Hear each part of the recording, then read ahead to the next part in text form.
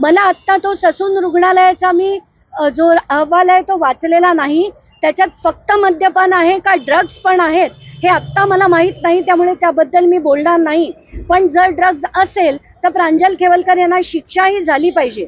माझा प्रॉब्लेम असा आहे की अचानकपणे हे सगळं होत असताना खरं तर पोलिसांच्या नाकाखाली या सगळ्या गोष्टी होतात, तेव्हा पोलीस कारवाई करताना कुठेही दिसत नाहीत. पण अचानकपणे एका घरी जाऊन रेड करून त्याला रेव पार्टीचं नाव देऊन, खरं तर रेव पार्टी आपण गुगल सर्च करा, रेव पार्टी म्हणजे जिकडे शेकडो माणसं एकत्र मोठ्या म्युझिकवर नाचतात त्याला रेव पार्टी म्हटलं जातं. त्याच्यात जर ड्रग्ज आणि दारू असेल त्याला रेव पार्टी म्हटलं जातं. पण याला रेव पार्टीचं नाव देऊन मीडियामध्ये हे जे सोडलं गेलं, ही रेव पार्टी म्हणता येईल की नाही हा पहिला प्रश्न. दुसरा प्रश्न की अनेक लोकांना तेव्हा अटक झाली, पण एकाच व्यक्तीचं नाव रिलीज केलं गेलं आणि ते बाहेर मीडियाकडे दिलं गेलं. तर मला असं वाटतं की हे याच्यातनं सरळ सरळ राजकारणाचा वास येतोय. मला असं वाटतं की राजकारण महाराष्ट्राचं किळसवाणी झालं. आता खडसेंविरुद्ध मला किती तिटकार आहे हे पूर्ण महाराष्ट्राला माहिती आहे. त्यांनी मला छळलंय, पण माझा स्वभाव असा आहे की जे योग्य आहे ते योग्य आहे आणि जे चुकीचं आहे ते चुकीचं आहे. आत्ताच्या घटनेला मला त्याच्यात राजकारणाचा वास येतो, कारण गिरीश महाजनांविरुद्ध 4-5 दिवस खडसे एकानंतर एक प्रेस कॉन्फरन्स घेत होते, म्हणून त्यांना गप्प करण्यासाठी, रोहिणी खडसेंना गप्प करण्यासाठी हे कटकारस्थान आहे की नाही अशी शंका मला नक्कीच येते आणि ते मी तुमच्या पुढे मांडते. नागपूरमध्ये आम्ही पाठीशी आहे की काय तरी पुरावे आहेत या संदर्भात देण्यात अतिशय दुर्दैवी आहे की जे महाराष्ट्राचे उपमुख्यमंत्री जे पूर्वी डान्स बार विरोधात लढायचे त्याच उपमुख्यमंत्र्यांनी त्यांच्याच पक्षातल्या योगेश कदमांची पाठराखण केली.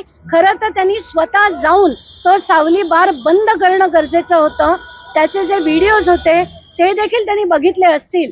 तसं न करता अशा व्यक्तीचं समर्थन करणं याच्यावरनं स्पष्ट दिसतंय की त्यांना डान्स बार चालू ठेवायचे.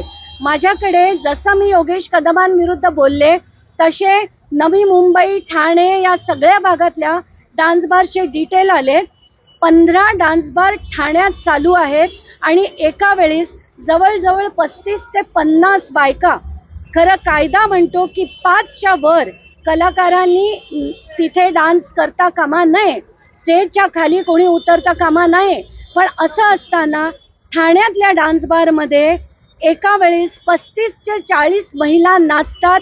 त्याचे व्हिडिओज आणि सगळी माहिती मी गृहमंत्र्यांकडे पाठवली आहे, म्हणजे गृह राज्यमंत्री नाही गृहमंत्र्यांकडे पाठवली, ACS होमकडे पाठवली, श्रीखर परदेशींकडे पाठवली.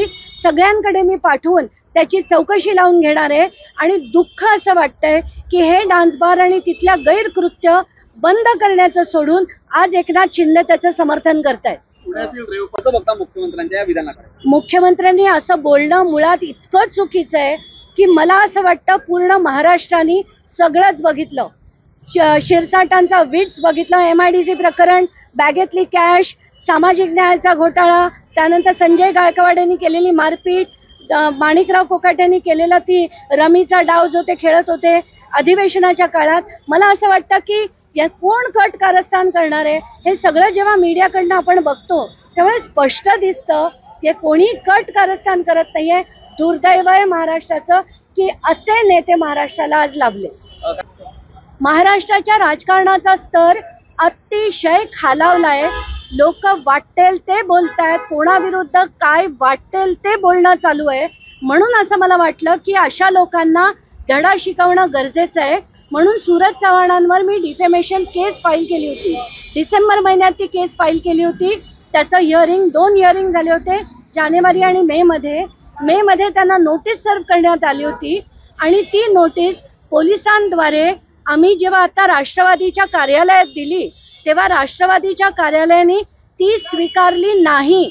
सूरज चव्हाणांना आता कुठलंही पद नाही असं तिथे पोलिसांना सांगण्यात आलं, जो अहवाल त्यांनी आज कोर्टाकडे सादर केला. दुसरं की सूरज चव्हाण यांचे वकील आज कोर्टात हजर होते. त्यांना पिटिशनची कॉपी एकदा पाठवली होती तरी सुद्धा पुन्हा हवी अशी विनंती त्यांनी कोर्टापुढे केली. ती कोर्टाने मान्य केली.